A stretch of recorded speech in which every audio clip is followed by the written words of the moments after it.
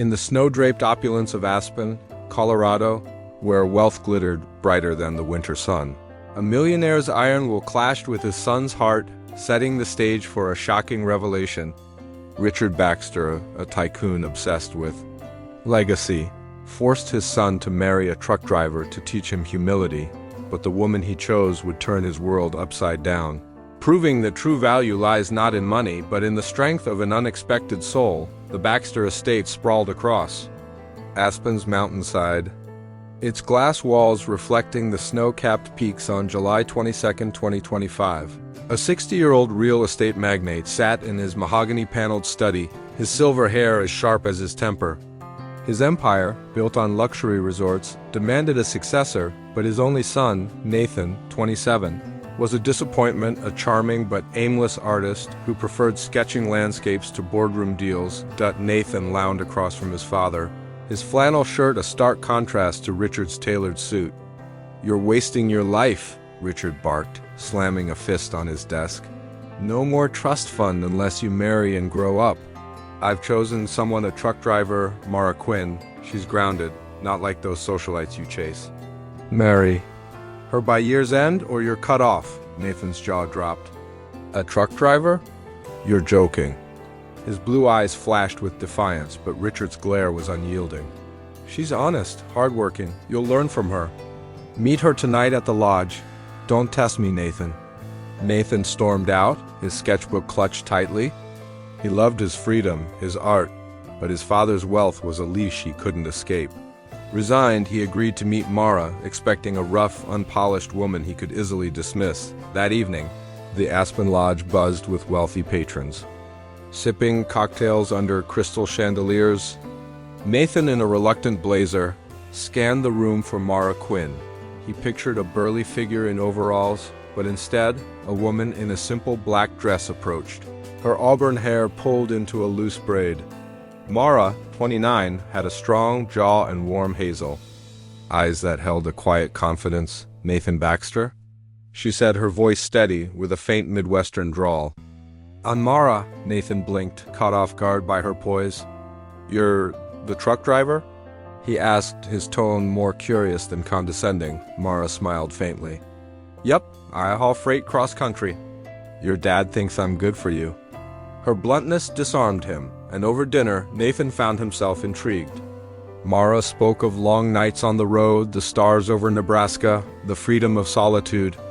She wasn't intimidated by his wealth or his father's name, and her stories carried a wisdom Nathan hadn't expected. "Why'd you agree to this?" Nathan asked, leaning forward. Mara shrugged. "Your dad offered to pay off my rigs loan. I figured I'd meet you, see if you're worth the trouble." Her honesty made Nathan laugh, a sound he hadn't heard from himself in months, over weeks. Nathan and Mara met often, their conversations shifting from awkward to genuine. Richard, watching closely, approved, believing Mara's work ethic would ground his son.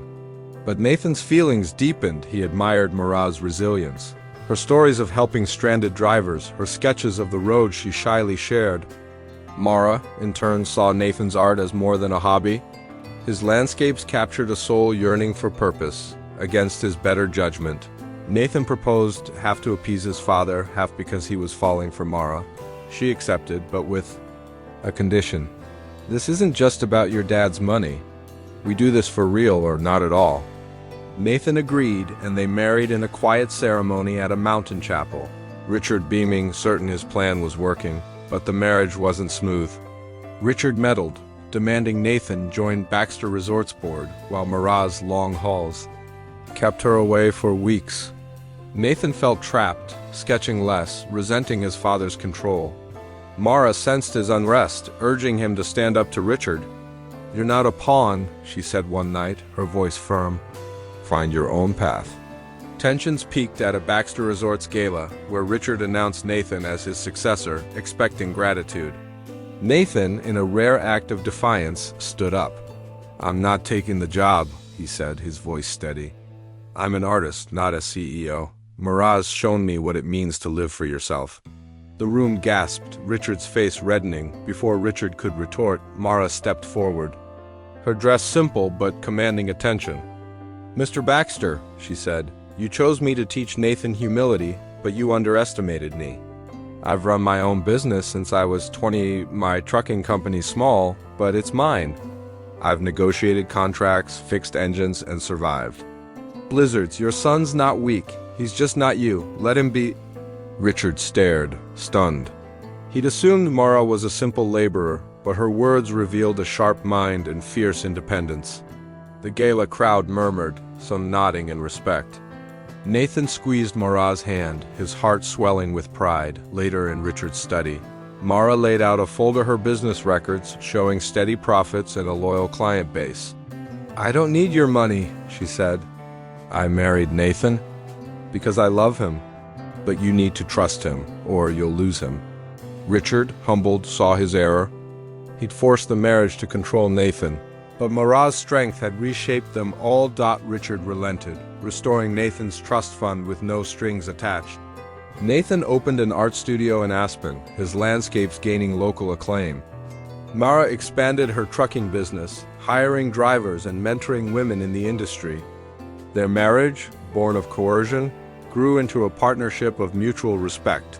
Their home a mix of Nathan's canvases and Mara's roadmaps. At a quiet dinner months later, Richard raised a glass. "I was wrong," he said, his voice soft. "You two taught me what strength looks like." In Aspen's snowy embrace, Nathan and Mara built a life not of wealth, but of love and purpose, proving that the greatest surprises come from the heart's quiet truths.